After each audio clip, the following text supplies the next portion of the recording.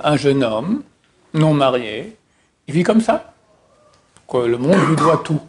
Moi je, moi je, moi je. Il va être maintenant aux petits oignons. Il a une femme qui va s'occuper de lui pour tout. Il faut le dire, si possible 100 fois par jour. C'est l'âge dangereux, d'accord, 39-45. La femme, elle vieillit, 40, 45, 50, 55. Elle essaie de tenir le coup avec toutes sortes de maquillage et de trucs, de traitement de la peau pour rester jeune. Mais tu as une concurrence qui a 20 ans, chaque année, sans cesse. Et ta femme, elle a une façon d'éduquer qui n'est pas forcément la tienne. Terrible, très difficile, très difficile.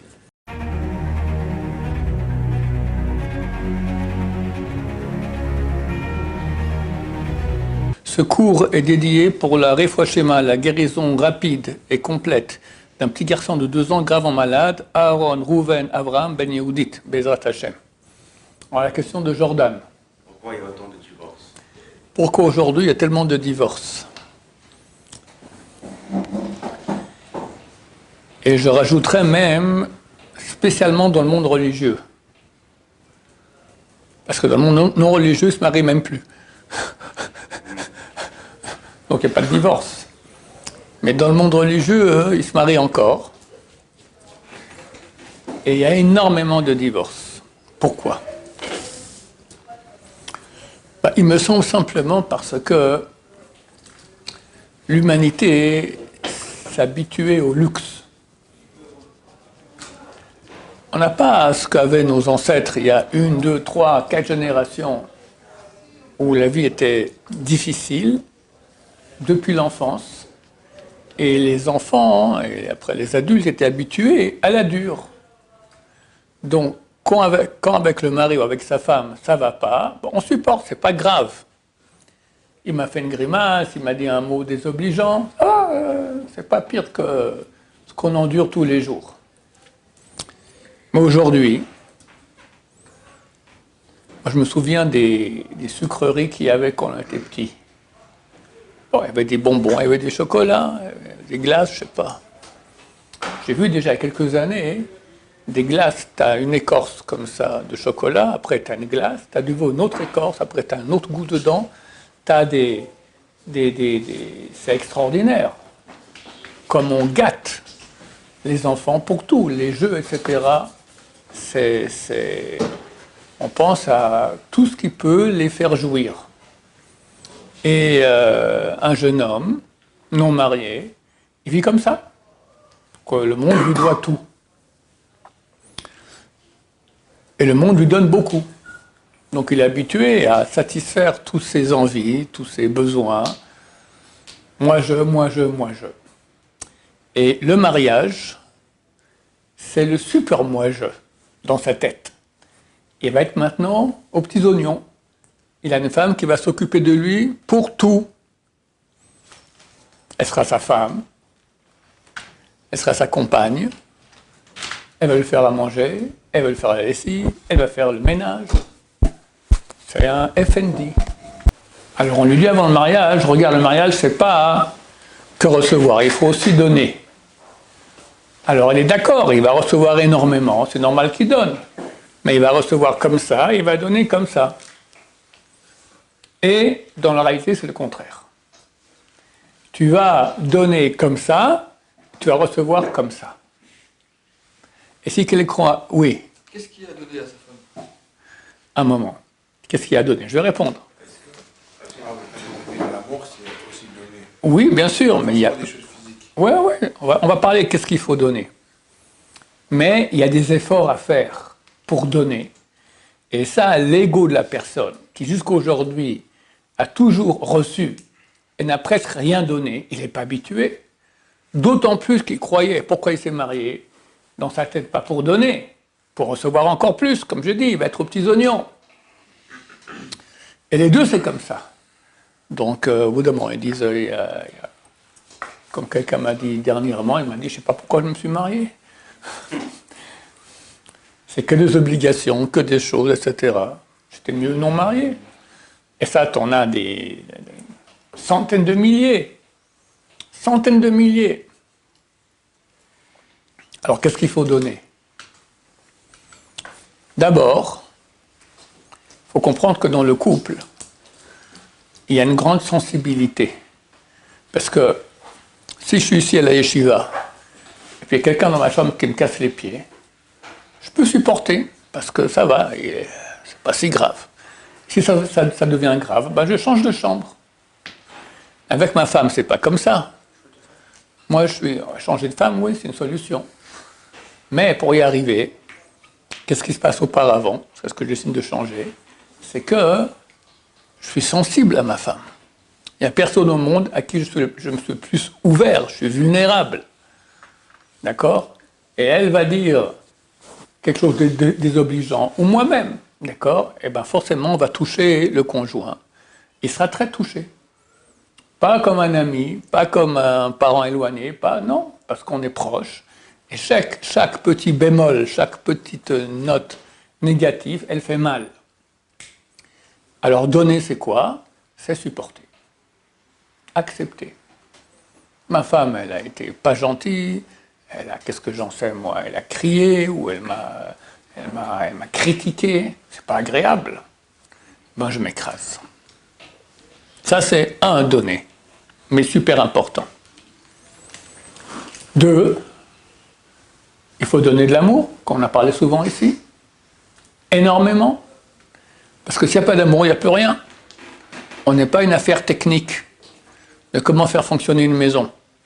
Moi j'amène l'argent, elle fait le ménage, etc. On est ici, il y a une mitzvah de aimer son prochain comme soi-même. C'est qui son prochain? Le plus proche, c'est mon conjoint. Donc il y a une mitzvah d'aimer. Et comment on le fait? Pas en pensant qu'on aime, en disant qu'on aime. On a parlé de cela ici souvent. Il faut le dire, si possible 100 fois par jour. Parce qu'il n'y a rien qui va plus faire que le couple adhère, s'aime, font un que les mots d'amour. Parce que tout le monde aime entendre des mots d'amour, des mots d'estime. Donc si on s'en dit sans cesse, on va beaucoup s'apprécier. D'autant plus qu'il y a aussi quelque chose qui est un grand danger dans les couples, c'est l'habitude. Quand on se marie, on est très amoureux. Mais après, on s'habitue. Après 10 ans, c'est pas la même chose. Après 40 ans, c'est pas du tout la même chose. Alors, qu'est-ce qui va faire vivre le couple? Il y a beaucoup de couples, ils font des enfants, tout ça, ils arrivent à l'âge de 40 ans, 45 ans, d'accord, 39-40. C'est l'âge dangereux, d'accord, 39-45, où le mari et sa femme commencent déjà à plus être aussi belles qu'avant. Et puis, il n'y a plus d'amour dans le couple. Alors, techniquement, on reste ensemble, on s'entend, etc. Mais il y a des appâts extérieurs très grands. Parce qu'il y a toujours des gamines de 20 ans. Toujours. La femme, elle vieillit. 40, 45, 50, 55. Elle essaie de tenir le coup avec toutes sortes de maquillage et de trucs, de traitement de la peau pour rester jeune. Mais tu as une concurrence qui a 20 ans, chaque année, sans cesse, d'accord? Celle qui avait 20 ans il y a 10 ans, elle a 30 ans aujourd'hui, mais tu en as d'autres maintenant qui ont 20 ans aussi. Et puis elles ne sont pas très pudiques. Et puis avoir un mari marié de 40 ans, c'est kiffant pour elle. Du genre, je suis quelqu'un de bien, regardez, un mari d'un triple, il est marié, hop, je l'ai tenté. Pour son ego, c'est très bien. Donc il y a un grand danger. Donc c'est super important, surtout quand on commence à être longtemps ensemble, plusieurs années ensemble, de multiplier les mots d'amour pour que le mari, plus le mari que la femme, hélas, il n'aille pas être tenté à l'extérieur. Donner, c'est tout ce qu'il peut avoir dans une maison. Comme j'en ai parlé souvent, très souvent, il y a des bagarres à la maison parce que le mari ne veut pas descendre la poubelle, ou sa femme va demander de planter un clou, ou des choses comme ça. Et lui, il ne le fait pas. C'est aussi donné. En 2 mots, il y a énormément à faire dans le sens de la volonté du conjoint. Le conjoint te dira ce qu'il veut. et toi, pas forcément tu veux, eh ben tu t'écrases et tu donnes. Ça, c'est la garantie pour qu'un couple il aille bien et ne divorce pas. Mais vu que les gens ont égaux et n'aiment pas s'écraser, au contraire, ça les dérange, ils disent sans ma femme, je fais ce que je veux. Oui. À l'époque, il y avait encore plus d'ego, c'était dans les communautés séfarades. Oui, mais les gens étaient habitués à la dure. Ils se faisaient semblant de s'aimer. Ils ne voulaient pas divorcer. Genre, à l'époque, ils se forçaient, on va dire. Bon, ok, ils s'efforçaient. Pour s'efforcer, on doit supporter l'autre. Donc ils supportaient. S'ils ne supportaient pas, ils divorçaient. Il y avait aussi des divorces. Aujourd'hui, on ne supporte pas. Si ça ne va pas, un peu, il y a quelques bémols, quelques notes négatives, ça ne va pas. Alors qu'à l'époque, ce n'était pas la fin du monde. C'est pas la fin du monde. La vie continue. C'est ça la différence. Maintenant, si déjà ils veulent divorcer, ils ne s'entendent pas, bah qu'ils divorcent. Le problème, c'est que très souvent, il y a les enfants. Et pour les enfants, et je m'excuse, parce que toujours quand je parle devant un public, il y a au moins la moitié des enfants dont les parents sont divorcés, donc ils sont concernés par ce que je dis. Pour les enfants, c'est un grand malheur, c'est terrible. Il n'y a pas une chose qui donne plus confiance à l'enfant que le fait qu'il voit que ses parents s'entendent. Ça lui donne une force. Il est en paix. Il est bien. S'il rentre à la maison et il voit les bagarres, et après il y a un divorce, après pire, papa se marie avec une autre femme, et sa mère avec un autre homme, et il ne sait plus ce qui se passe là, il a 4 parents tout à coup. C'est très très difficile pour les enfants. Et tout dépend aussi de l'âge de l'enfant. À tous les âges c'est difficile, c'est clair. Mais il y a des moments, des âges, où c'est extrêmement, on va dire, vers 12 ans par exemple. D'accord ? Il est déjà conscient l'enfant, mais il n'est pas encore bâti. Donc c'est extrêmement dur de voir une chose pareille. D'habitude, les enfants de divorcer, ils finissent dans la drogue. Pas toujours, mais d'habitude. Parce que c'est le seul refuge, là. Il fume comme ça, il est bien. Mais on sait que ce n'est pas une solution. Et le pire, c'est que d'habitude, les enfants, ils réitèrent ce qu'ils ont vu à la maison. Donc quand eux vont se marier, le père était un sale égoïste, la mère aussi, on va dire lui c'est un garçon, d'accord, et bien il va réitérer les mêmes comportements qu'il a vus chez son père. Et de nouveau du schlumbite qui ne va pas. Et comme ça pour des générations. Parce que chaque fois les enfants vont prendre l'exemple des parents et recopient. Alors, je ne dis pas que c'est à 100 000%, mais l'enfant doit faire des efforts très grands, que quand il se marie, de s'empêcher de réitérer les comportements qu'il a vus. Et ça demande beaucoup de conscience et beaucoup de travail. Que de façon naturelle, il va refaire la même chose. Les mêmes erreurs. Quand les gens commencent à parler de divorce, nous, ce qu'on leur dit, c'est qu'on ne divorce pas comme ça. On doit tout essayer pour tenir, s'il y a des enfants en tout cas, et après, si vraiment ça ne va pas, alors on divorce. Alors c'est quoi ce tout ? Ce tout, c'est faire une thérapie de couple. Trouver un grand spécialiste dans le schlumbite, dans le couple, et faire, d'habitude c'est sur 6 mois, 1 fois par semaine, il faut débourser. Si on ne débourse pas, ça ne sert à rien. D'accord ? Et d'habitude, ça coûte assez cher. Et on essaye de réparer, on essaye de tenir bon. Des fois, ça marche. Des fois, ça marche. Si le thérapeute, il est bon et arrive à mettre les points qui sont la source des problèmes, on peut guérir le couple. Et après, ils s'entendront bien. C'est bien mieux. C'est ces solutions qu'il faut tenter. La dernière solution, c'est le divorce. Et je vous dirais d'expérience, pas de moi, parce que bon, je n'ai jamais été divorcé, mais on vit, beaucoup de gens nous appellent, etc. Ma femme aussi s'occupe de beaucoup de gens. D'habitude, la souffrance qu'il y a après le divorce, elle est plus grande qu'avant le divorce. Très souvent, il y a des bagarres encore entre l'ex-mari et son ex-femme. Et c'est terrible. Terrible. Et après, il se remarie. Mais il se remarie avec qui? Très souvent, un papa qui a des enfants, il a divorcé, il se marie avec une femme qui a des enfants. Alors tout à coup, tu as le double d'enfants à la maison. D'accord? Et les enfants, ils ont un peu le tourniquet, parce qu'ils sont de temps en temps chez leur mère, de temps en temps chez leur père. Maintenant, ils ont tout à coup des nouveaux frères. Maintenant, tu te maries avec tes enfants, avec une femme qui a ses enfants. D'accord? Les enfants de ta nouvelle femme, ils ne veulent pas t'écouter à toi, tu n'es pas leur papa. Et toi, tu dis, non mais attention, je suis dans cette maison, je suis quand même le maître de maison, il faut qu'ils m'écoutent, ces enfants. Ils ne vont pas t'écouter. Terrible.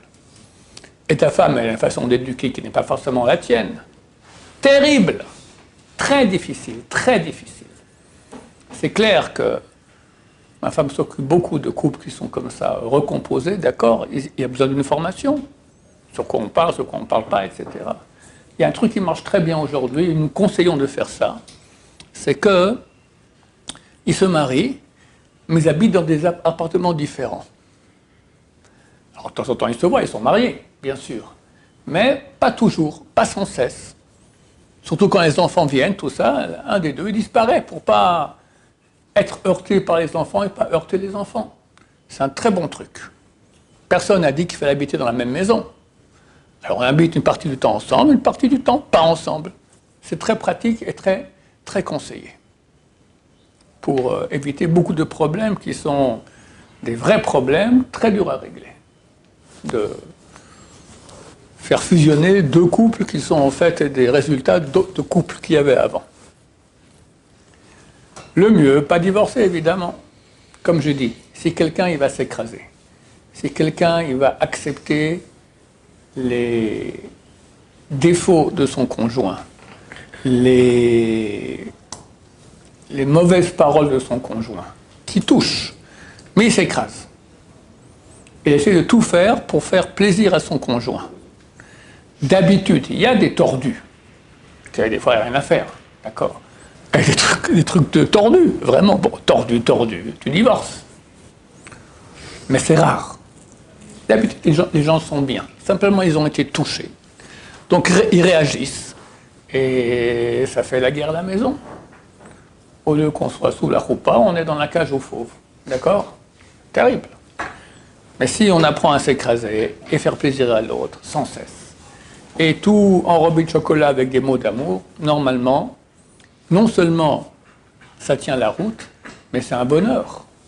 En fin de compte, si Dieu a créé le mariage sur terre, c'est pas pour nous embêter, c'est pour nous apprendre à écraser notre ego et à donner à l'autre. Mais quand tu fais ça, après, entre l'homme et la femme, il y a de l'amour. C'est beau, c'est agréable d'être aimé. Si tu vas faire tout ce qu'il faut pour que ta femme soit heureuse, et tu vas accepter tout, tu rentres à la maison, elle te fait le tapis rouge, c'est agréable. Et vice-versa, tu le fais à elle aussi. C'est super agréable. Il n'y a aucune raison des couples qui s'aiment et qui vieillissent et qui continuent de s'aimer. C'est très très beau. Tu as un vieux, une vieille, voilà, et ils s'aiment. C'est pas beau? C'est très beau, ils sont heureux. C'est vraiment une source de bonheur très grande. Le seul ennemi de cela, l'ego. L'ego qui veut pas supporter de s'écraser devant l'autre. Et c'est clair que Hachem a créé le mariage pour ça. Comment c'est écrit? Le premier homme a été créé homme-femme, collé par le dos. Et Dieu dit, Lotov heyot ha'adam levado. Ce n'est pas bon que l'homme soit seul. Et c'est l'Ezer Kenegdo, je ferai une aide. En face de lui, on peut comprendre contre lui.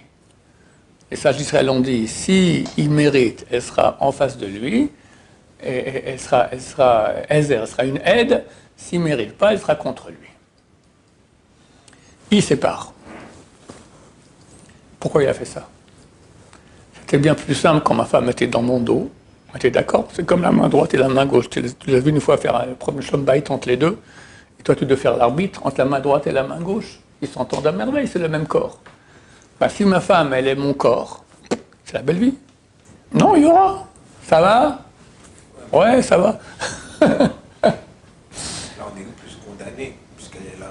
Il n'y a pas le choix. Mais c'est celle que Dieu a voulu pour toi. C'est comme si maintenant je suis condamné que la main gauche et la main droite. Mais vu que c'est Dieu qui a décidé, que c'est fait comme ça, c'est parfait. C'était parfait. C'était parfait. Il n'y avait aucun problème. Ah, pourquoi Hachem il dit l'otov, ce n'est pas bon? Parce qu'Hachem a voulu que l'homme apprenne à être bon. C'est quoi bon? C'est donner. Avant, il était collé avec sa femme dans le dos.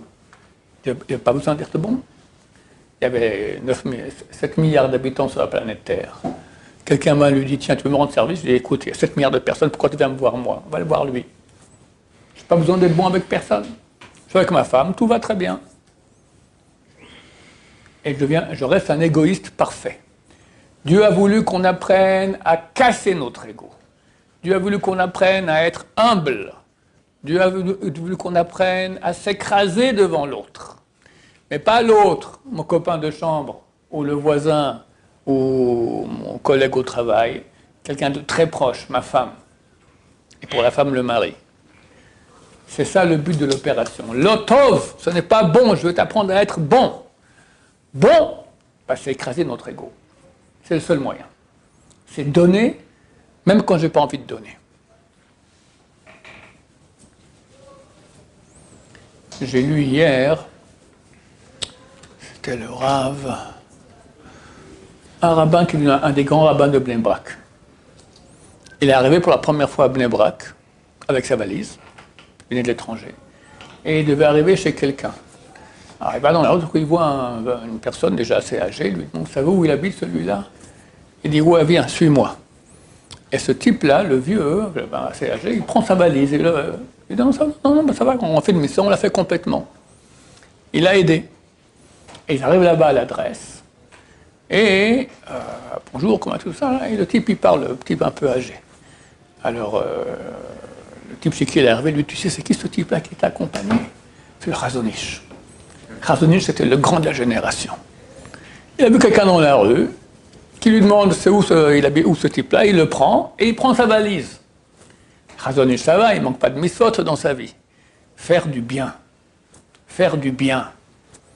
Faire du bien, sans cesse. C'est ça les grands d'Israël. Un grand d'Israël qui connaît toute la Torah mais qui ne fait pas de bien, ce n'est pas un grand d'Israël, c'est un nul d'Israël. Un nul d'Israël.